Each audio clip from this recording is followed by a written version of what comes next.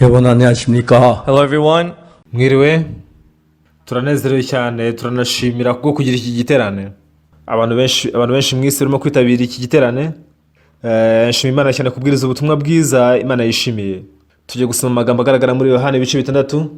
Turasoma Yohana ibice 6 guhera ku murongo wa 16. Reka nsome Yohana ibice 6 umurongo wa 16.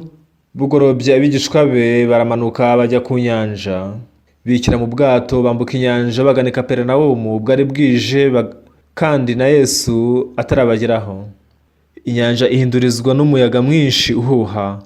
Bamaze kuvuga amasitadiyo 25 cyangwa 30, babona Yesu agendesha amaguru hejuru y'inyanja. Ageze bugufi bw'ubwato baratinya, ariko arababwira ati ninjye mwitinya. Baherako bemera ko ajya mu bwato. Uwo mwanya bagera imusozi aho bajyaga. Dusomye kugeza ku murongo 21. Ubutumwa bwiza bwa Yohana buvuga kuri Yesu cyane. Havuga uburyo Yesu ashobora gukorera muri twe. Ubwo Yesu yazaga muri iyi si yavukiye i Betelehemu, yahuye n'abantu benshi. Abahuraga nawe bose bakiraga umunezero, bakabohoka amakuba n'ibyago. Igihe kimwe nasoje igiterane cyacu twakoreraga ahitwa Ulsan. Byari bigeze nka saa 4 z'ijoro dusoje igiterane cyacu. Tukagomba gutwara imodoka tugasubira ahitwa Seoul. Tumaze gusezera byari byamaze kurenga saa 4 z'ijoro. Kugira ngo tugere Seoul byatwaraga amasaha ane mu modoka. Ko byari birenze saa 4 z'ijoro twatekereje ko nta mbutiyaje ikiri mu muhanda. Kubera ko byatwaraga amasaha ane twatekereje ko turi bugere Seoul saa 8 mu rukerera. Tuhageze saa 8 mu rukerera byatugora kuryama. Kubera ko mu busanzwe njye ndyama saa 5 z'ijoro. Ndavuga ntahari wenda nyuma y'isaha imwe tuze gushakana turyama. Murabizi ko muri Korea tuhafite amatorero menshi cyane ahantu hatandukanye. Kuva Busan nerekeza Seoul ku nzira tuba tubafite amatorero agera kuri 20. Rero mu matorero 20 ushobora kuryama aho ushaka hose. Bitewe nuko itorero rya Daegu ryari riri hafi y'umuhanda, twatekereje ko nyuma yo gutwara mu gihe cy'isemwe tugeze Daegu twajya kurarayo haba ahantu heza kuryama. Hanyuma rero tuzinduka mu cyakare biruze kudutwara umwanya muto kugera Seoul. Uko niko twatekereje ko turibuze kugera Daegu tukaharara ijoro rimwe tukagenda ubuke bwaho. Turabahamagaye turabaza se twaza, baravuga ati ntacyo mwaza. Mu gihe twaganiraga twaje gutambuka umuhanda ukata werekeza Daegu. Byabaye ikibazo gikomeye cyane. Twagombye kwibagirwa ngo dushe kuri uyu muhanda, kubera ko undi muhanda wundi tuzagushamikiraho nuwekera ku itorero rya Kumi. Turavugana tuti rero turaza kujya ku itorero rya Kumi. Ese ko butwiriyeho mwatwemerera tukarara mu itorero rya Kumi? Bati nta kibazo rwose ngwino. Nuko tujya ku itorero rya Kumi. Icyo gihe Pakiji ni wakoraga umurimo w'Imana mu itorero rya Kumi. Tukimara kugeramo baduhaye icyumba, nuko turaryama turasinzira dutangira kugona. Buke bwaho twarazindutse mu rukerera saa 10 tugerageza kunyonyomba ngo ducike tugende. Nkimara gukingura urugi rw'icyumba naratangaye ko ari umuntu uhagaze imbere y'urugi. Hari saa 10 mu rukerera. Yari Pasa Kimijing w'itorero rya Kumi yararinze umuryango. Nuko mba ndafashwe. Arambwira ati Pastor ushobora kubuhuza ariko ese watuyoborera iteraniro rya mu gitondo ukatubwiriza ijambo ry'Imana? Rero urabizi ugomba kuriha icumbi twaguhaye hano. Sasa nifite amahitamo nahise mbwiriza iteraniro rya mu gitondo aho ngaho. Mu gihe nabwirizaga naje kubona umwana w'umukobwa wari wicaye inyuma y'abandi bose yicaye mu igare ry'abamugaye. Ndavuga nasashwe ko atameze neza. Nuko nsoje icyigisho cyanjye nyuma y'iteraniro rya mu gitondo nari ngiye kugenda, nuko araza imbere yanjye. Nuko nterurwenya nti ese abandi bose ko bicaye ku ntebe wowe ukaba wicaye mu ntebe ry'abamugaye, ubwo birashimishije.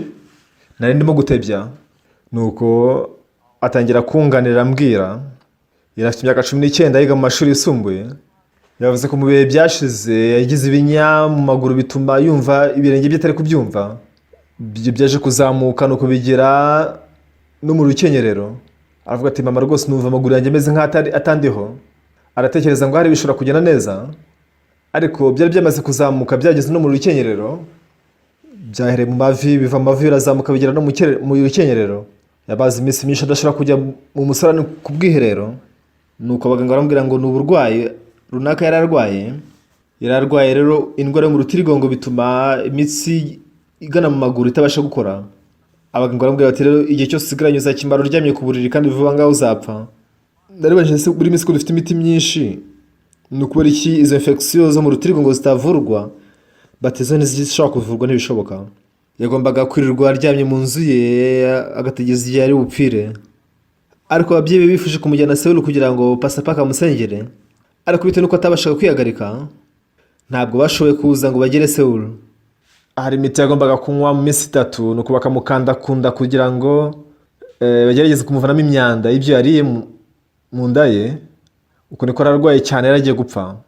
Ubwo namurebaga naje kwibaza ntiyo nza kuba ntari Pastor Oxpac nkaba ndi Yesu, ese nari kumukiza gute? Bibiliya ivuga ko Yesu uko yahoze, uko yarameze ejo hashize, nako ameze n'uyu munsi, nako azamera mu gihe kizaza. Nagize umutima wo kumva ko Yesu atamwiregagiza rero, ahubwo ko yaza amusanga akamufasha. Kuri ubu rero ikintu cy'ingenzi ko yahuza umutima we na Yesu Kristo. Hano dufite za mikoro turi gukoresha, izi ngizi zifite insinga, ariko izindi zo nta nsinga zigira kubera ko ziba zifitemo amabuye muri zo. Mu imbere harimo akuma kitwa emulator. Ako ni akuma ariko kakira amashanyarazi, ifasha amajwi rero kayashyira kuri ayo mashanyarazi. Icyo gihe imirasire y'amashanyarazi yohereza muri bafure. Ni nako Yesu yakoreye mu mitima yacu. Nigera umutima wanjye ushobora guhuzwa n'uwa Yesu, ni ibintu byoroshye cyane. Igihe ijambo rye n'umutima wanjye bihindutse umwe, igihe umutima wanjye n'ijambo rye buri byose bitemberanirana, uwo mwari ndababwira afite imyaka 19 gusa. Yari arimo gukura, ari mwiza cyane, arabagirana nk'ururabo, ariko yari agiye gupfa. Yesu ntiyari kwishimira kumubona apfa, ahubwo yari gushishikarira kumukiza.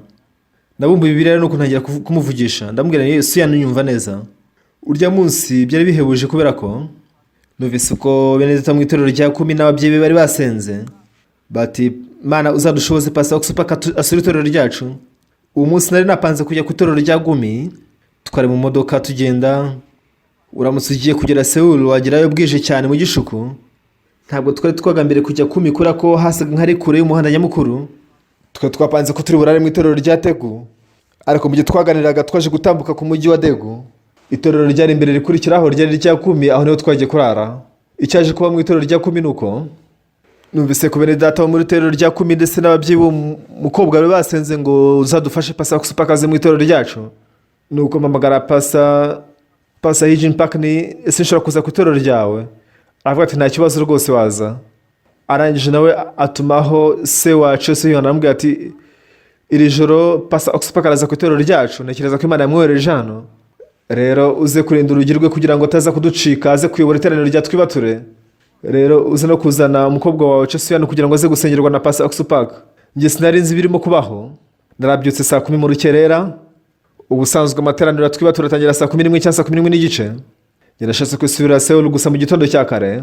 Pastor Eugene Park ubwo yamenyaga ko ndi butoroke, kuva mu gitondo cya kare yaramo kurinda urugi rwanjye. Nkimara gukingura urugi nasanze ahagaze imbere y'icyumba cyanjye ndatangara. Abaramfashe ati, rero Pastor turakwinyuze kutubwiriza muri materaniro ya Nibature. Ubwo tumagaho se wa Suyan, iramubwira ati ndibuze kumukumira ntatahe, ndakwinginze rero uze kuzana Suyan. Nizera ko Imana yari yadushoboje guhura nawe. Nuko ndamubwira nti yewe Suyan, amashanyarazi atembera mu nsinga zayo. Amashanyarazi ntaba yitaye kuba inzu isa neza cyangwa se yanduye. Igihe cyose insinga zicomekeranyije ashobora kujya ahantu hariho hose. Yakoresha imashini zo koza, yakoresha amamashini yandi ndetse na televiziyo. Amashanyarazi ashobora gutemba gusa uko insinga zacomekeranyijwe.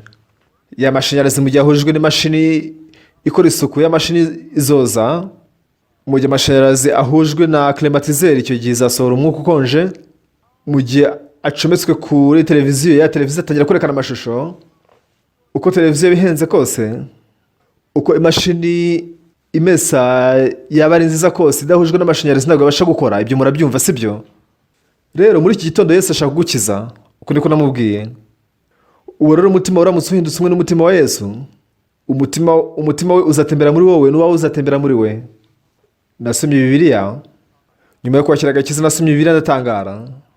Mbere y'iki gihe najyaga mpfa gusoma gusa maze kwakira agakiza, ikintu cyanangaje nuko ibitekerezo byanjye byatangiye guhuzwa na Bibiliya. Ubwo iki gihe natangiye guhuza ijambo ry'Imana n'umutima wanjye. Ubwo umutima wanjye wahindukaga umwe n'umutima wa Yesu. Umutima wa Yesu wuzuye muri jye. Kera cyane hari umwari wigeze kuza mu itorero ryacu. Nyuma y'igihe gito aje mu itorero ryacu, Yesu yakira imbabazi z'icyaha. Umunsi umwe yaraje ambwira ko ashaka kuganira nanjye. Turicarana imbona nkubone nuko dutangira kuganira. Yambwiye yuko yatangiye n'umugabo we mu myaka nk'ibiri yari ishize. Ndamubaza ndetse n'icyatumye mutana. Aravuga ngo nuko imico yacu yari itandukanye. Nuko ndaseka. none iyo mufite imico itandukanye ubwo mwaka gatanya. Ati pastor wowe urivugisha icyo kora kutamuzi uzagerageze kubana nawe bizakurambira nawe. Ndamubaza nti kuki nkwiye kubana n'umugabo wawe, njye mbana n'umugore wanjye. Ndaje ndamubaza nti waba ufite ya mashini imesa mu rugo rwawe, ese ufite firigo mu rugo rwawe? Ati yego byose ndabifite. None nk'ubu ngubu volume ya televiziyo iramutse ari nyinshi cyane, ese urayigabanya cyangwa urayijugunya?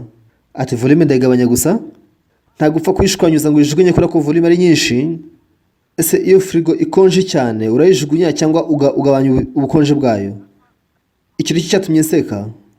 Umutima w'umuntu rero wakozwe neza kurenza n'izo mashini.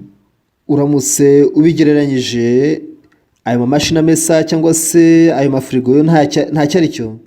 Gusa igikuru ni uko ayo mamashini nayo ndetse n'izo firigo zikonjesha zigira buto yo kugabanya cyangwa se kongera.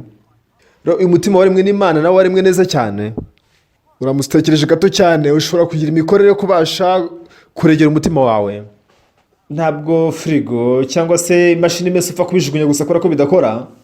Yego ndako n'umutima wawe nawe ugomba kuwuregera ugahuza n'umutima w'umugabo wawe. Nuko uwo mwana aratangara. Bari barashakanye ku kigero asigaye yibana. Tumaze kuganira barongeye bariyunga barabana nanone. Uyu munsi barishimye cyane. N'abana babo barishimye cyane. Nyina uwo mudamu yari yabyishimiye cyane. Umugabo we nawe ni umunyabwenge cyane. Natekereje ko ari umuntu umunyabwenge cyane. Iyo mvuganye nawe nsanga azi ibintu byose. Umugabo we yaravuze ati se pastor wabuze impamvu twatandukanye? Ati twakubikora kubera ko imico yacu itandukanye ariko si byo sukuri. Ati kubera ko ndi umuntu wumva ko urenze. Natekereje ko nshobora no kwibana ntamufite. Ariko umudamu wanjye we ankubye n'inshuro 5. Nta kindi cyari kutubose ibyo gutandukana. Nyuma yo gutandukana barababaye cyane. Mu itorero ryacu abantu batana gake cyane. Ngerageza kuvugana nabo kugira ngo badatana. By'umwihariko mu gihe ndi gukora akazi ka IYF, nahuye n'abanyeshuri benshi cyane bo muri kaminuza. Akababaro gakomeye cyane bafite mu mitima yabo bari ukubana na mukase cyangwa se umwinjira wa nyina. Igihe imitima yabo idahuza n'umwinjira wa nyina, bagirana amakimbirane na nyina kubera ko nyina aba byanga. Abana benshi rero mu gihe bari kubana na ba mukase cyangwa se umwinjira wa nyina, usanga bavugana umujinya mwinshi mu mitima yabo kubera ko bari nyina cyangwa se bari se ntibabasha kubivuga. Hari abantu benshi bashaka no kwica abinjira ba nyina. Icyatumye dutangira korali ya Gracias, mbere sinari mbizi ariko naje kumenya yuko abantu benshi babanye n'abandi babyeyi batari ababyeyi babo barababara cyane. Naje kwibaza nti rero si byiza ko abantu bagira gatana. Mu gihe abo bashakanye bari baratanye ubwo bahuzwaga barishimye cyane, abana babona barishima cyane. Igihe cyinshi bashatse kwaka gatanya mu itorero ryacu ndababuza. Rero mu itorero ryacu abantu bakagatanya gake cyane. Numvise ko no mujyi wa Seoul ikigereranyo cyo gusenyuka kw'ingo ni 30%. Ariko mu itorero ryacu ni ibintu bibaho gake cyane. Ubu rero abo bashakanye buri wese abayeho kubwa mugenzi we. Ibyo ubwo nabibonaga nashima Imana cyane. Bamaze gushakana, wa mudamu avuze ko icyatumye batandukana no kumica bidahuye ariko siko bimeze. Byo n'ubupfapfa cyane.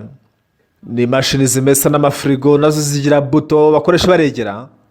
None twinye ko muntu turemwe neza inshuro bwikube 10 cyangwa se 50 kuziruta. Uramutse umenye gukoresha umutima wawe wishimye.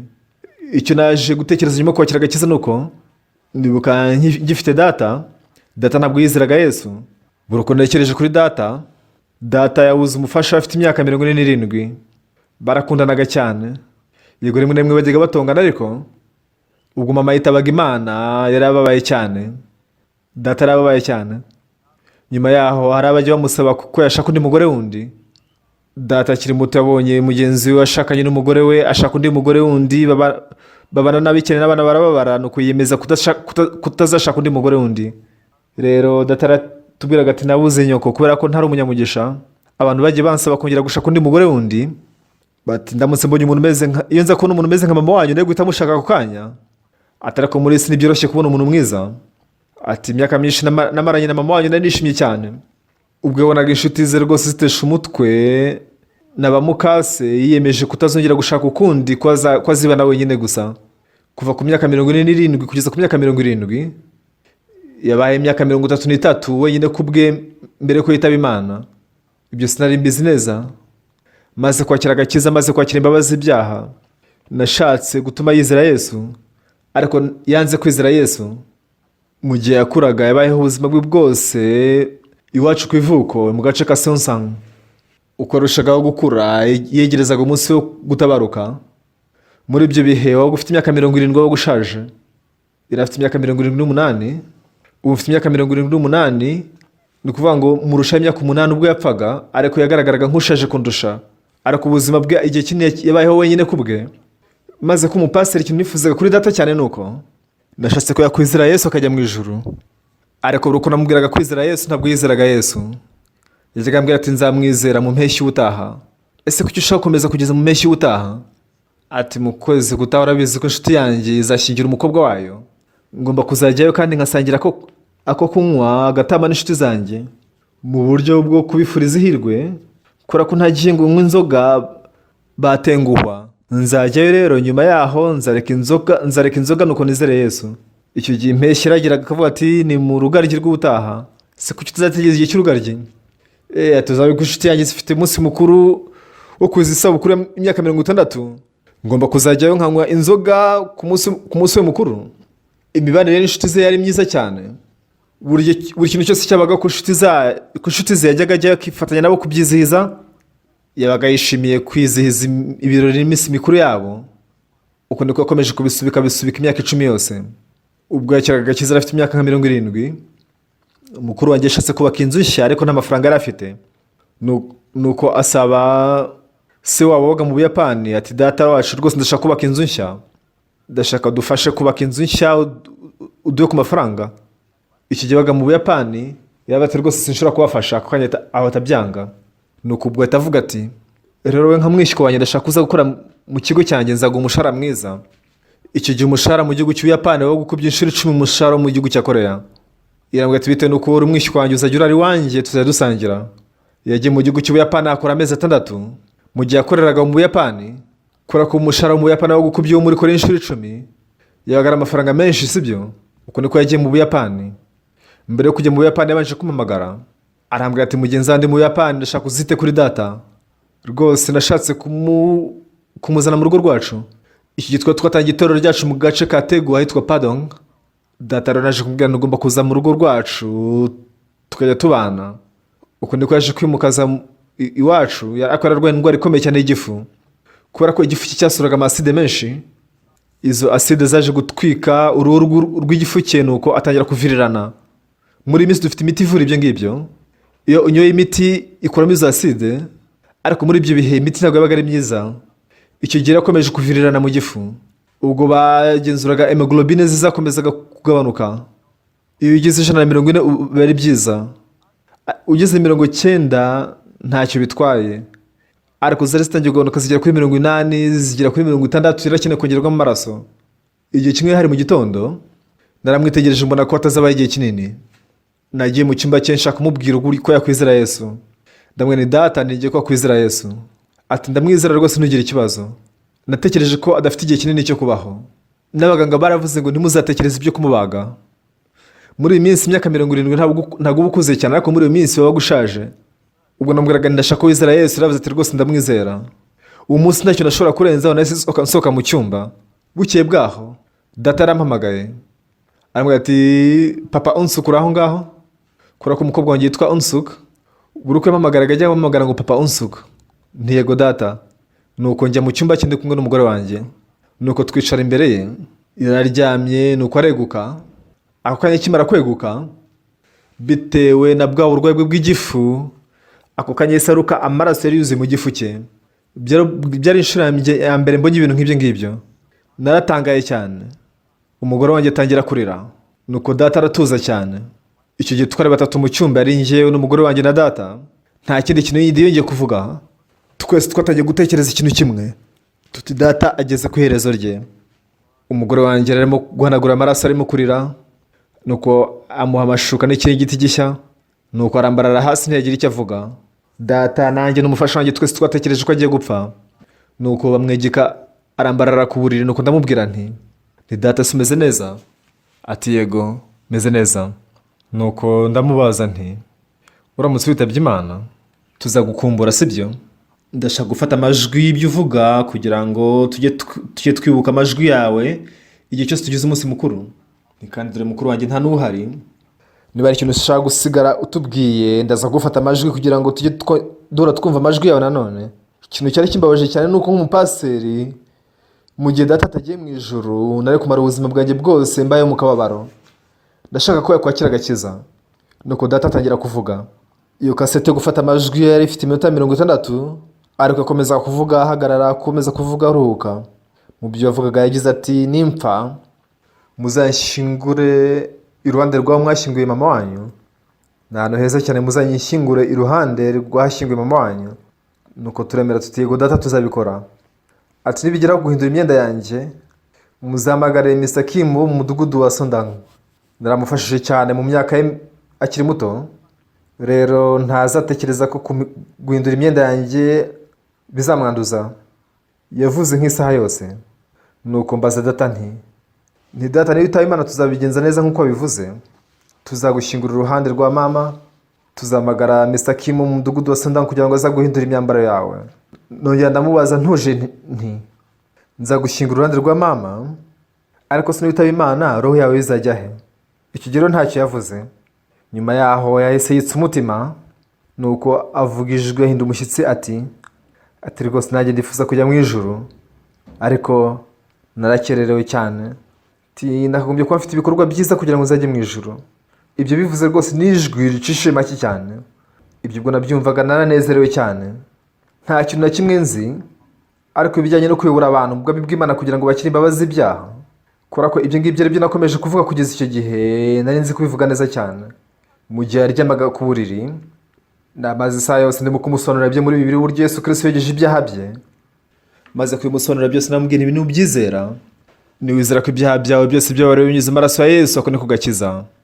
Nuko data aravuga ati, yarivugiye ati, Mana Data, Yesu ndagushimye. Ngushimiye ko warikoreye ibyaha byanjye byose ukamfira ku musaraba kubw'ibyaha byanjye.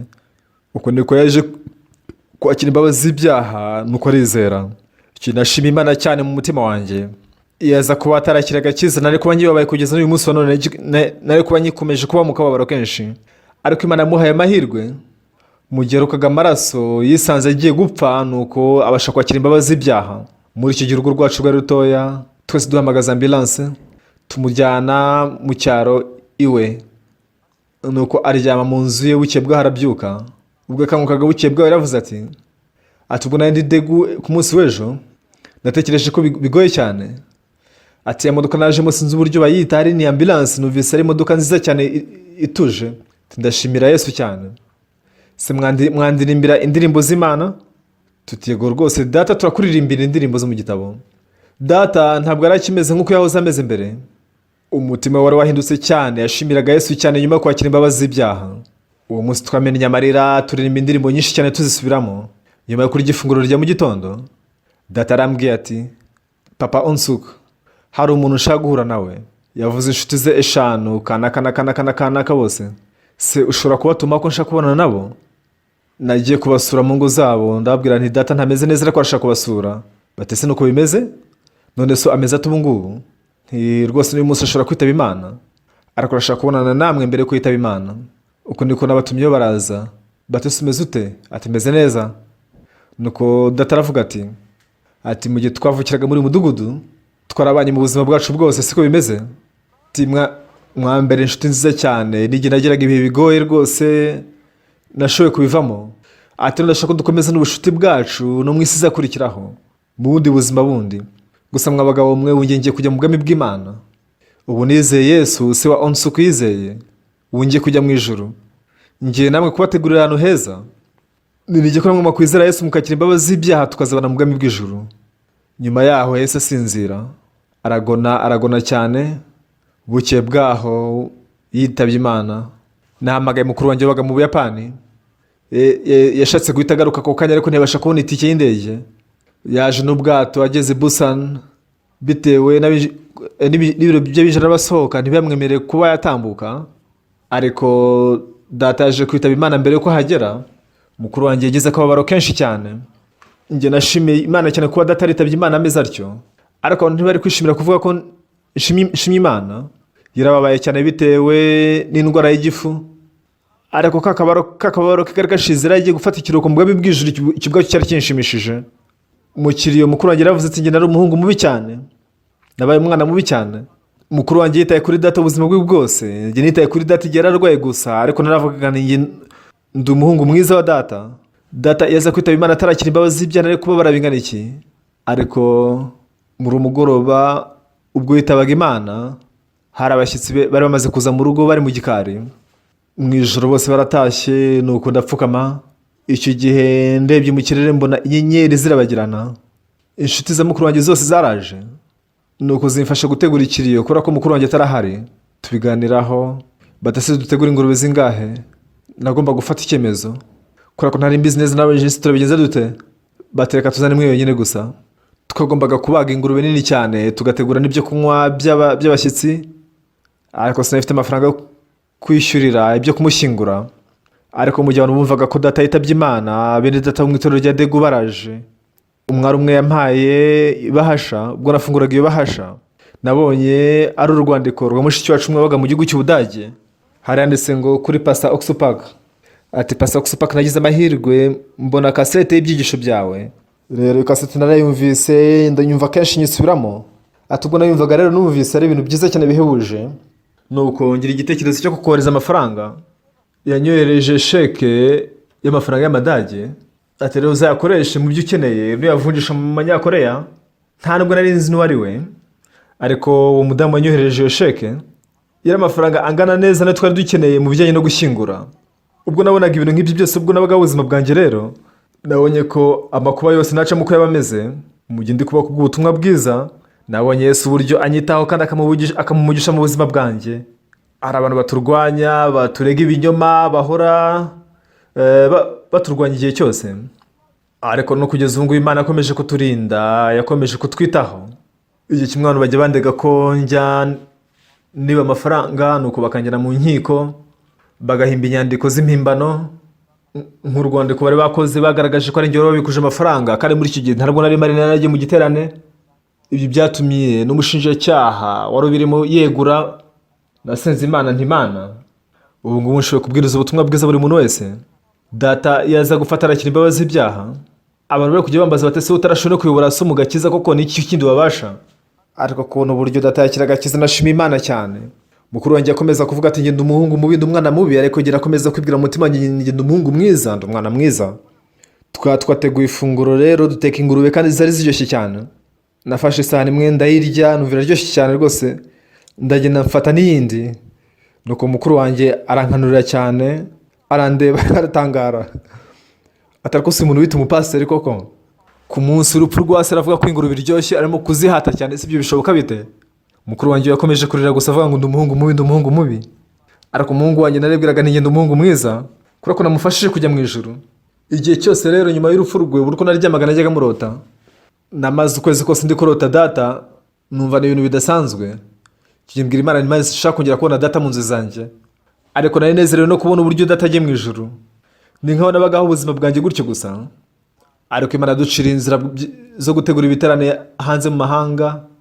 Ibyigisho byanjye biri gutambutswa mu bigo by'itangazamakuru byinshi. Abantu ibihumbi n'ibihumbi by'abapasiteri bumvise ubutumwa bwiza binyuze muri twe. Ibihumbi n'ibihumbi by'abantu byagiye byitabira kampu zacu, nuko bikakira agakiza. Abantu ibihumbi amagana bitabira amakampu yacu, nuko bashobora kwakira agakiza.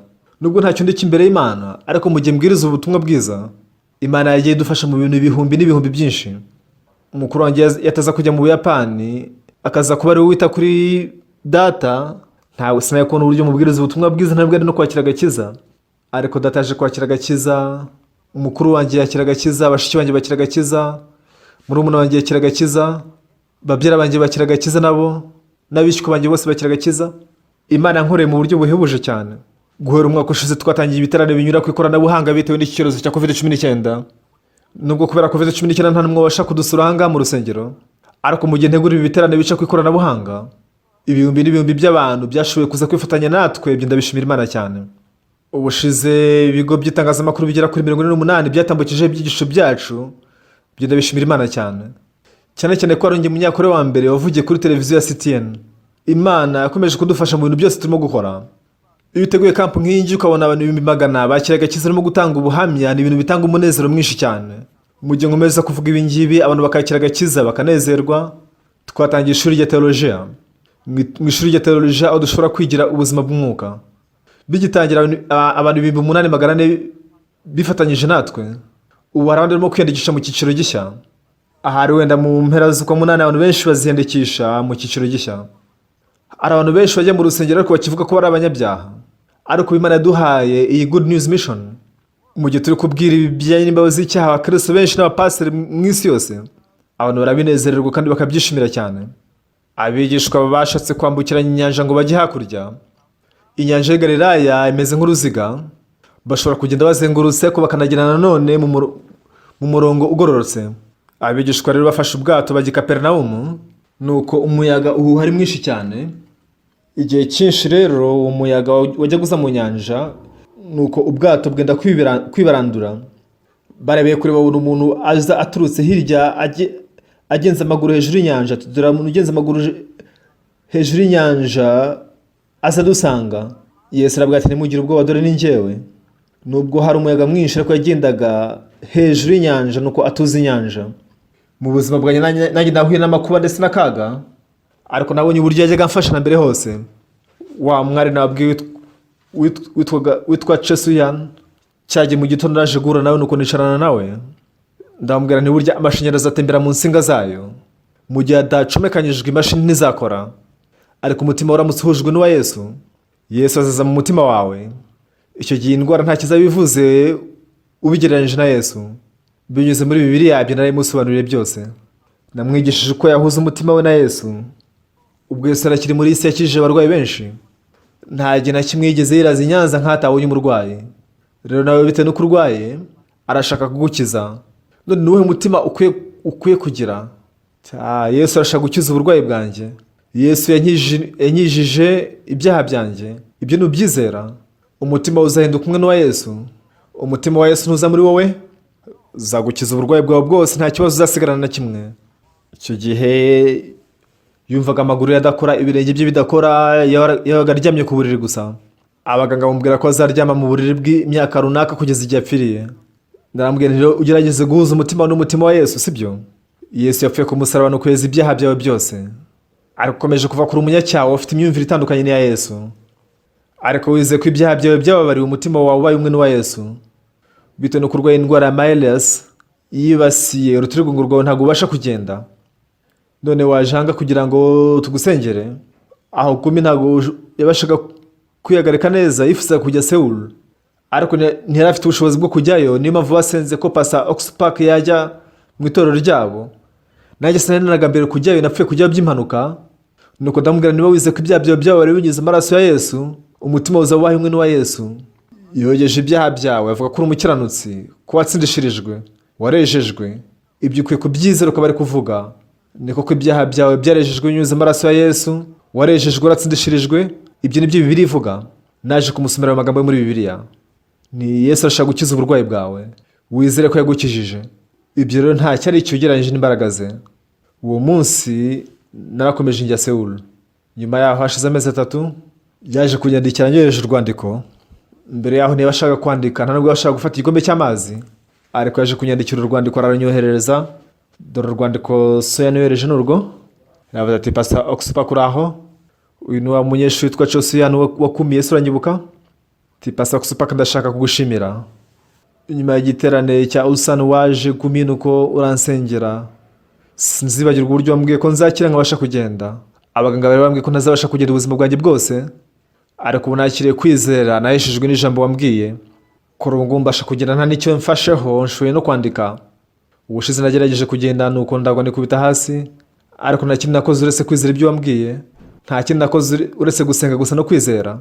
Ari n'impinduka nyinshi zabaye mu buzima bwanjye. Niyemeje rero guhuza umutima wanjye n'uwawe, mbasha gukura mu buryo bw'umwuka, niko mbitekereza. Kuri ubu ngubu rwose amaguru yanjye yagarukanye ubuzima, nshobora kumva umuntu ankozeho, ndi kubasha kwiherera. Ubu rwose mbasha kugenda, nshobora no gukoresha amavi yanjye. Ubushize nzakwereka uburyo nshoboye kugenda, bizagushimisha. Nategereje ko ntazongera kugenda mu buzima bwanjye. Ubu ngubu nshima Imana ko abantu bazakira agakiza binyuze muri jye. nzagerageza kugenda neza, nzitabira World Camp kandi nzajya kuba nk'umumisiyoneri w'igihe gito. Urakoze cyane ujye ukomeza kunsengera. Yanyohereje uru rwandiko. Ukwezi kumwe nyuma yaho Suyana ndetse se na nyina baza kunsura. Narishimye cyane. N'ubu ngubu afite ubuzima bwiza cyane. Muri iyi minsi arifuza gushaka.